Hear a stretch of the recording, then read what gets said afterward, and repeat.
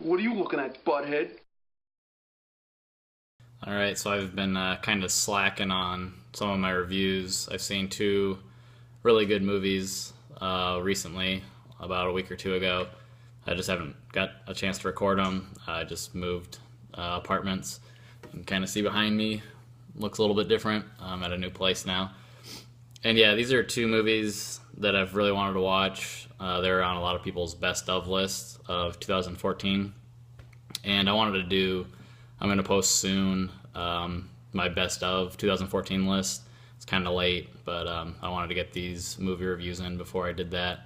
So the first one here is going to be Whiplash, and it finally came back into theaters at my preferred theater at the Alamo, and I actually started working there again, so I get free tickets, which is nice. But yeah, this is on a lot of people's top of their best of 2014 list, and after seeing it, I can see why it's well deserved to be one of the best. This is easily one of my favorite movies that I've seen this last year. It's written and directed by a guy named Damien Chazelle. He hasn't really done too much else as far as feature length directing. He did a short film of Whiplash to get funding. I'm not sure exactly which portion of the movie he filmed, but I know he did a portion of it as a short film to get funding for the feature length, and I'm pretty sure that short film got quite a few awards too. So, and then yeah, the feature film is nominated for 5 Oscars. I know J.K. Simmons is pretty much a lock for Best Supporting Actor. He already won the Golden Globe and the SAG for his role in this film. It's also nominated for Best Picture of the Year, Best Performance by J.K. Simmons, Best Writing, Best Achievement in Editing, and Achievement in Sound Mixing, which makes sense because this is a jazz movie. And so the plot is pretty simple. It follows a music student played by Miles Teller. His name's Andrew, and he wants to be one of the best jazz drummers ever, is kind of his ambition. And he is going to school in New York at a really prestigious music school. And while he's drumming there, he wants to get into this really elite studio class that is a really good like jazz ensemble studio, and that's taught by Fletcher, and that's J.K. Simmons' character. And eventually, he's working real hard, and he actually does get to audition for the class, and he gets in, and that is the story. It follows him trying to be this really good drummer, and Fletcher, who is just this insanely intense, hard instructor on all these kids, both physically and mentally. He's like a drill instructor, so he's trying to push them to be really good, especially Miles Teller.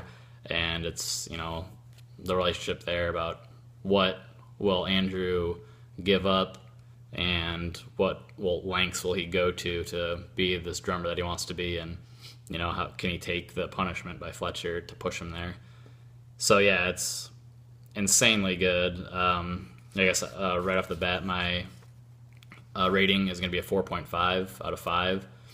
And then the more I think about it, and like the more I've recommended it to other people, I don't know, maybe should have given it an even higher rating, but I write down my rating right after I see it, and so that's what I gave it, a 4.5. J.K. Simmons is insanely intense in this movie, and it's kind of funny. He has like really big biceps, which is a weird thing to notice, but he's always like, it's like because he's like intimidating everybody, and like it was just interesting. So he's definitely worthy of getting this Oscar and all the other awards that he has received so far. It's an incredible performance. I'm actually pretty surprised that Miles Teller hasn't been getting as many nominations. I don't think he was nominated for a Golden Globe or obviously not an Oscar. I mean, because his performance is incredibly good as well, and it's just pretty much those two actors. There are some other characters. Paul Reiser plays Andrew's dad, and then there's a female interest for a while too, played by an actress that I wasn't familiar with. But anyways, throughout the film, there's just insanely good camera movement throughout. It's just really noticeable.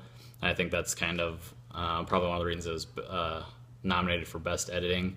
The movement of the camera and just the I've never seen playing music captured as well as it is in this movie. Just like somebody playing music, and that translates to you as the audience member insanely well.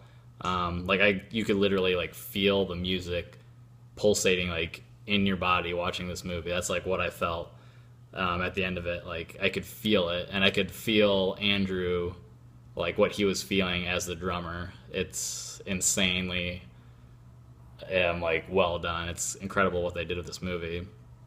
So it kind of turns into this insane like fever dream of a movie for a while. I was noticing myself getting really into a couple segments. There's a drum off, and I was just watching it, but then I just like started noticing like I was like moving my body like with them as they're doing this like incredibly like insane drum off between three people. That's really good. A couple other things, I thought it was kind of losing some momentum a little bit kind of towards the end, just as the plot goes along. But then the last, I'm not even sure, 15, 20 minutes, it's kind of like, you think it's kind of losing momentum, and it just goes and just like skyrockets into this insane ending that is just awesome. I mean, you have to see it. I don't want to ruin it or anything. It's like the culmination of everything that happened in the movie. So yeah, definitely one of the best, if not the best movies of 2014. Everybody needs to see it.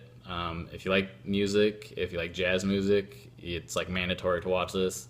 If you don't really care about jazz or music in general, you still need to see this movie because it's insane.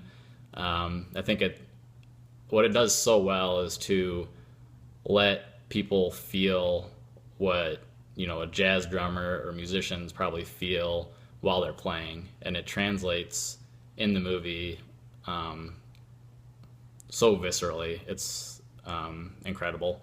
So yeah, definitely recommend it. I'm not sure. I didn't really have any other movie connections. A lot of people were saying J.K. Simmons is kind of like Arlie Ermy in Full Metal Jacket, the way he treats his students, which I get. That's kind of a decent comparison. The only other thing I could think of is Inside Llewyn Davis was probably the most recent movie based around music that was really well done, and that captured folk music incredibly well. So that'd be my other connection. A combination of Inside Llewyn Davis and Full Metal Jacket. That's a weird mashup. But yeah, so definitely check this movie out.